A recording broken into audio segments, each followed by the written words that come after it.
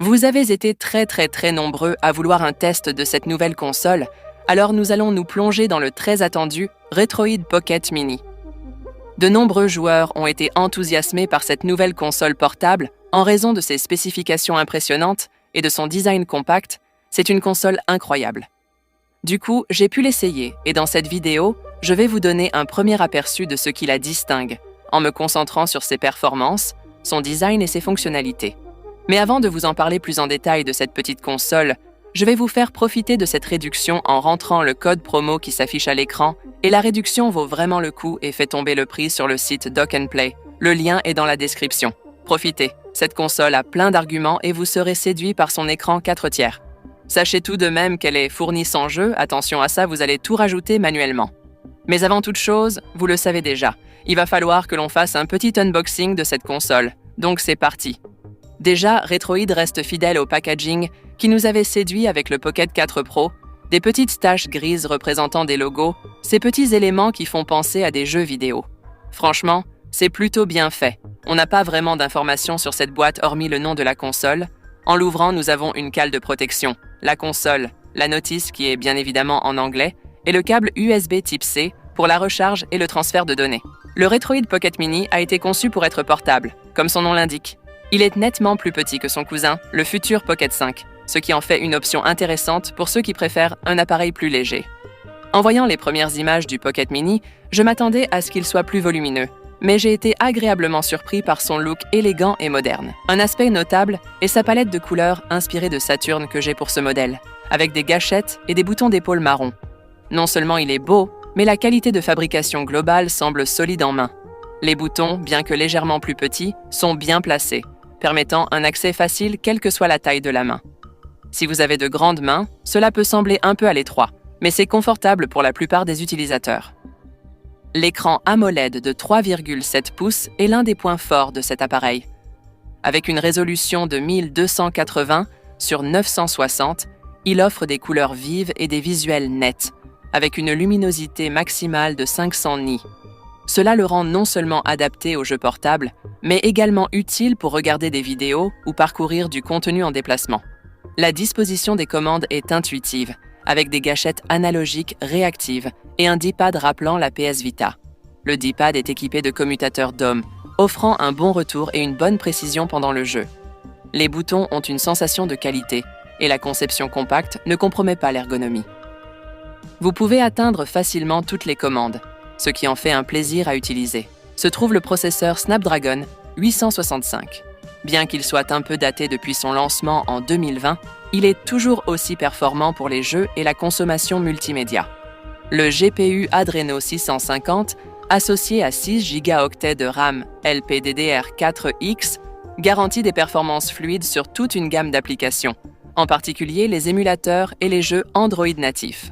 Le stockage est également abondant, avec 128 Go de stockage UFS 3.1 et la possibilité d'extension via un emplacement pour carte micro SD. Cette flexibilité permet de disposer d'une bibliothèque complète de jeux tout en conservant un accès rapide à vos titres préférés. La batterie de 4000 mAh est un autre point fort, prenant en charge la charge rapide de 27 watts. Cela signifie que vous pouvez passer plus de temps à jouer et moins de temps attaché à un chargeur.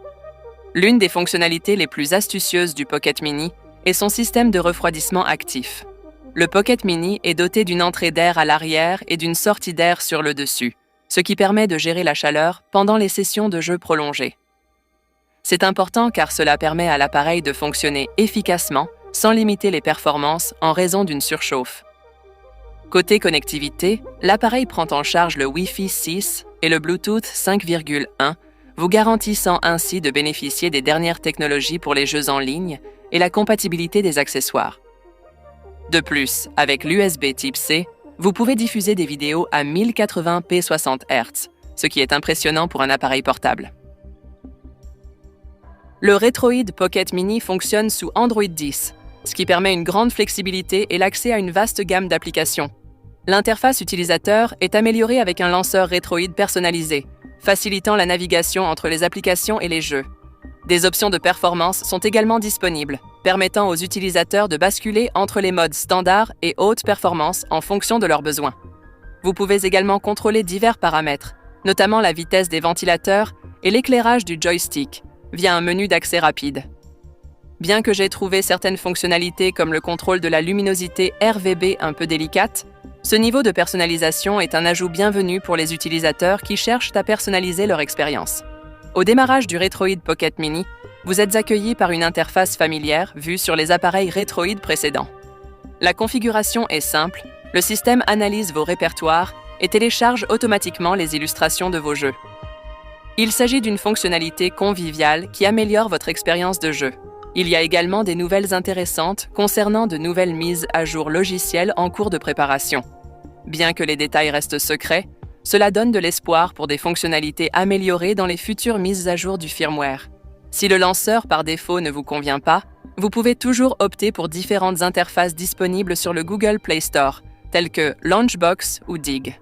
J'ai commencé les tests de jeu avec des titres Android natifs, en commençant par Genshin Impact. Les performances étaient impressionnantes, fonctionnant sans problème à 60 fps avec des paramètres moyens grâce au Snapdragon 865. L'une des fonctionnalités les plus remarquables est le mappeur de touches à l'écran, qui permet aux utilisateurs de mapper sans effort le contrôleur intégré aux commandes de l'écran tactile, ce qui est particulièrement utile pour les jeux comme Genshin Impact qui ne prennent pas en charge nativement les contrôleurs.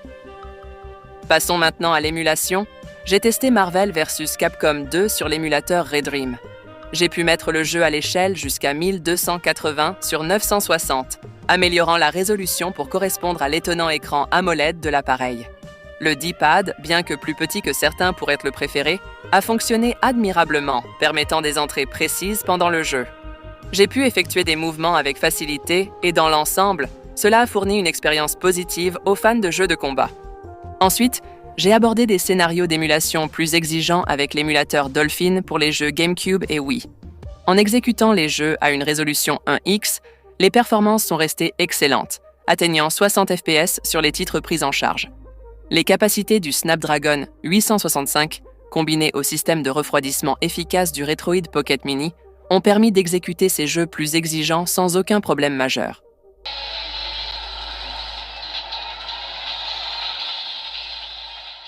L'émulateur PSP était le suivant sur ma liste, et j'ai testé God of War, Ghost of Sparta.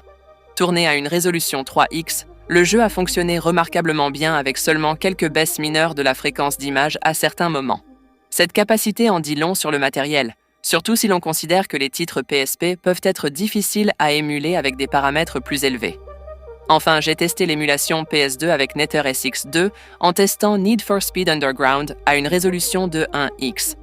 Les performances étaient bonnes, même si certains jeux plus exigeants pourraient nécessiter un réglage à 0,75x pour des performances optimales.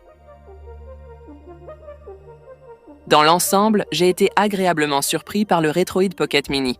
Avec son design compact et son magnifique écran AMOLED, il offre un excellent équilibre entre portabilité et performance.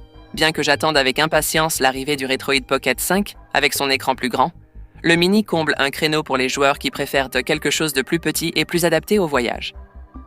Je vais bientôt compiler une évaluation plus complète de ses performances par rapport aux appareils concurrents comme le Retroid Pocket 4 Pro, alors restez à l'écoute. Si vous avez des tests spécifiques que vous aimeriez voir, n'hésitez pas à laisser vos suggestions dans les commentaires ci-dessous. Pour ceux qui souhaitent acheter le Retroid Pocket Mini ou en savoir plus à son sujet, je fournirai des liens supplémentaires dans la description ci-dessous. Merci de nous avoir suivis et comme toujours, bon jeu!